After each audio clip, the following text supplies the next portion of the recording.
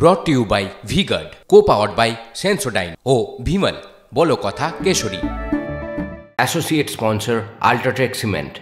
আমরা আবারও দিল্লির দিকে নজর রাখবো, যেখানে মোদী মন্ত্রিসভায় যারা জায়গা পেতে চলেছেন তাদেরকে নিয়ে চা চক্রে নরেন্দ্র মোদী এবং সেই চা চক্রে প্রত্যেকেই উপস্থিত রয়েছেন।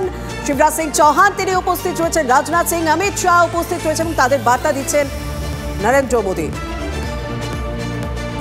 কুমারস্বামী উপস্থিত রয়েছেন, নির্মলা সীতারামন উপস্থিত রয়েছেন, আরো অনেকে উপস্থিত রয়েছেন। শরিক দলের পক্ষ থেকেও যারা মোদীর মন্ত্রিসভায় জায়গা পেতে চলেছেন তারা উপস্থিত রয়েছেন। তাদের উদ্দেশ্যেই বক্তব্য রাখছে, তাদের উদ্দেশ্যেই বার্তা দিচ্ছেন নরেন্দ্র মোদী।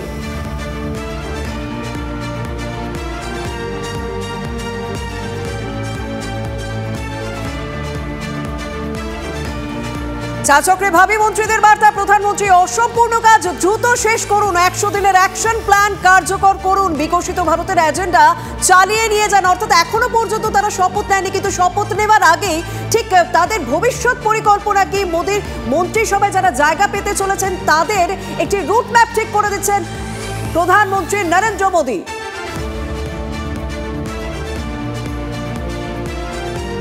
আমাদের সঙ্গে রয়েছেন আমাদের সহকর্মী জ্যোতির্ময়। জ্যোতির্ময়, আমরা দেখতে পাচ্ছি এখনো পর্যন্ত শপথ নেননি নতুন মন্ত্রীরা, কিন্তু শপথ না নেওয়ার আগেই তাদের বার্তা, কিভাবে কাজ করতে হবে, কি কি কাজ করতে হবে সেই সমস্ত বিষয় বাতলে দিচ্ছেন প্রধানমন্ত্রী।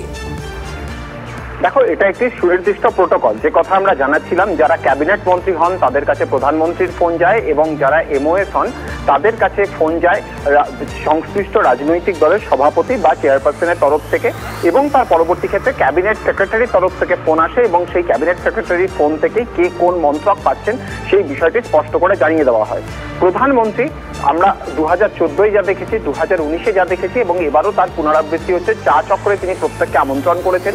এই চা চক্রে আগামী সরকারের দিশা কি হবে, কিভাবে আগামী সরকার কাজ করবে তার সুনির্দিষ্ট একটি রূপরেখা, প্রাথমিক রূপরেখা তিনি বেঁধে দেন। এবং আপাতভাবে যে ছবিটা আমরা দেখতে পাচ্ছি তাতে একটা বিষয় কিন্তু স্পষ্ট, যে 40-এর বেশি সাংসদ তারা আপাতভাবে তারা শপথ নিতে চলেছেন, যেখানে একাধিক রাজ্যসভার সাংসদ রয়েছেন, যেমন নির্মলা সীতারামন রয়েছেন, যেমন এস জয়শঙ্কর রয়েছেন।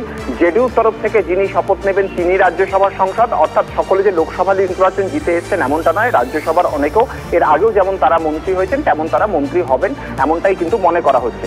ফলত বাংলা থেকে আমরা যে খবর এখনো পর্যন্ত জানিয়েছি, শান্তনু ঠাকুর তিনি মন্ত্রী হতে চলেছেন, তিনি প্রধানমন্ত্রী বাসভবনে ছিলেন, কিন্তু আপাতভাবে সম্ভবত বাংলার সংখ্যাটা একই থাকছে। বাংলা থেকে মন্ত্রী হচ্ছেন আপাতত একজনই, পরবর্তী ক্ষেত্রে যদি মন্ত্রিসভা সম্প্রসারণ হয় তাহলে হয়তো আরো একজন মন্ত্রী হতে পারে। একদম জ্যোতির্ময়, আমরা সেদিকেই নজর রাখতে চলেছি যে বাংলা থেকে কারা কারা মন্ত্রী হচ্ছেন। তবে এই মুহূর্তে যা খবর পাওয়া যাচ্ছে, মোদীর মন্ত্রিসভায় সুকান্ত মজুমদার এবং শান্তনু ঠাকুর তারা উপস্থিত রয়েছেন।